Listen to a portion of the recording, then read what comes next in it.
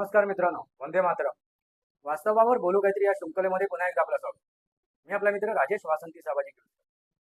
मित्रांनो, ह्या व्हिडिओला मी शीर्षक दिलंय की पश्चिम बंगाल 579 वर्षानंतर स्वातंत्र्य झाले. तुम्ही म्हणाल की भारत स्वातंत्र्य होऊन 70, 75, 80 वर्ष होऊन गेली.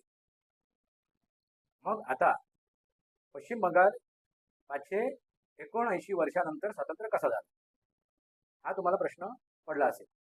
मित्रांनो, ह्याचंच विश्लेषण मी करणार आहे. हेच वास्तव मी तुमच्या समोर ठेवणार आहे आणि हे भयावह वास्तव आहे.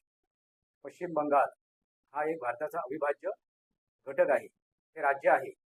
त्या राज्यावरती 2026ची ही जी काय निवडणूक झाली तोपर्यंत आपण पारतंत्र्यातच होतो. म्हणजे पश्चिम बंगाल हा पारतंत्र्यात होता, गुलामगिरीत होता, गुलामशाहीत होता. लक्षात आलं का?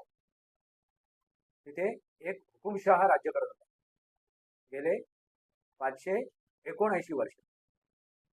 आणि हे वास्तव आहे. ह्याच वास्तवाचा उलगडा मी आज करणार आहे. मित्रांनो, आता 500 वर्ष जर आपण मागे गेलो तर 500 वर्षाचा तुम्हाला कार्यकाल लक्षात येईल. म्हणजे 300 वर्ष हे मोगलांचं राज्य होतं.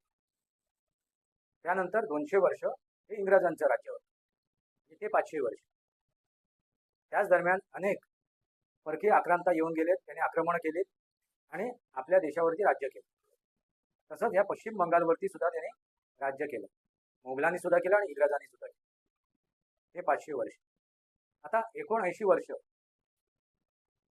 हे कसे काय, म्हणजे 79 इयर. मित्रांनो, भारत स्वातंत्र्य झाला, तथाकथित भारत स्वातंत्र्य 2014 मध्ये झाले. यापूर्वी जे स्वातंत्र्य मिळालं होतं ना, ते तथाकथित होतं. हे फक्त आपल्याला झोळीत टाकलेलं पारतंत्र्य होतं. स्वातंत्र्य नव्हतं, झोळीत टाकलेलं पारतंत्र्य. फक्त इंग्रज जाऊन इंग्रजांची नाजायज अवलाद सरकार चालवत होते, शासन आणि प्रशासन चालवत होते. एवढाच हा फरक आहे. पण पश्चिम बंगालमध्ये ज्या का आता निवडणुका झाल्या, त्या निवडणुकीनंतर त्याने सुटकेचा विश्वास सोडलेला आहे आणि ते आता स्वातंत्र्याची चव चाखणार आहे. कारण इंग्रजांच्या नंतर त्यांच्या जे नाजायज अवलादी आहेत ना,